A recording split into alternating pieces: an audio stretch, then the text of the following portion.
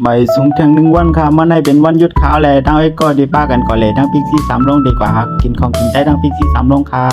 มาค่ะแลกว่าด้วยจำกันค่ะวันเหลียวเขา3ก็ไม่เยอะอยู่ดีพญาไทในจีนนั่งรถไฟฟ้าก็ลงได้พิกซี่สามลงมันค่ะอ๋อ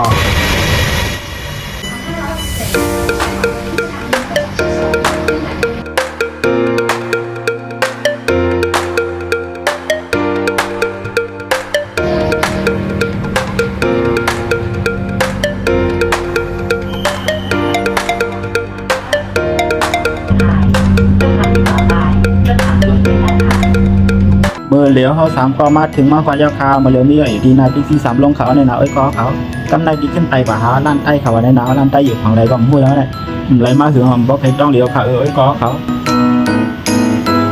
ถึงยาวกำไรได้มาเลียวอยู่ไว้นาล่างเขาไอ้ก็เขาของกินได้นำหน่ายสังละลายก็พูดขยาวะเขา3ก็ได้กินข้าวซอยใต้หิงหนาเขาอะ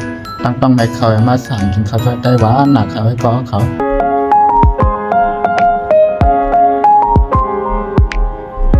ไว้เสียเขา3ก็กินข้าวซอยใต้ยาวอิ่มๆเจิมๆสั่งโจ้กันมาดีกว่าเลยทั้งปังปูเขาว่าหนาวไอ้ก็เขา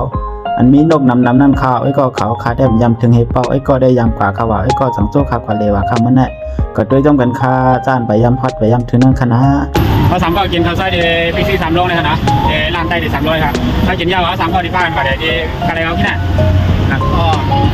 ทำนี้บางรายก็มาคือรับบางรายก็บางรายไปรถเมย์ก็ไปแล้วเขาว่าไอ้ก็เขานานมากนะค่ะเขาดินั่งโต๊ะตุกกว่าเอาไว้ขยาว่าไอ้ก็เขาเคยหุบ2 โต๊ะถึง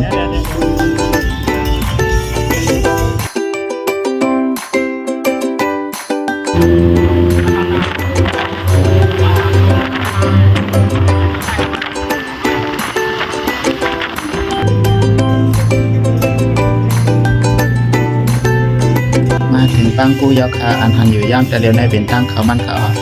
ตั้งนามันเขาตั้งนาได้ทำมีคนขายทั้งกินทำให้หนังเก่าขาคนมาเลยก็นำคามันได้เป็นวันอาทิตย์ค่ะแล้วก็เขาจ่ายการรวดตุกเขา3ก็คา150 บาทเขาอันนะลูกเป็นพิธี3 ลงมันมาบางปูกันนะกึ่งว่าเขาอะไกลค่ะเขา3ก็นั่งมาเขา3ก็ป้องให้ปันมัน200ให้เขาอะมันไก่อุบไก่ลาดขนาดเขาก็ปัน200ให้เมื่อเร็วเขา3ก็มาถึงที่บางปูกับด้วยดังในดิมีอะไรจังไงครับอากาศบางปูใช่ไปเขาว่าเรียนหนู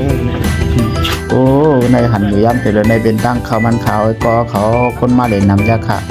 คนบานคนไตหลายเจ้าเคยเขามาเล่นนำนาคาด้วยจำกันค่ะเนาะเขาเอามันยินด้วยว่าเอากับเขาด้วยจำกันค่ะ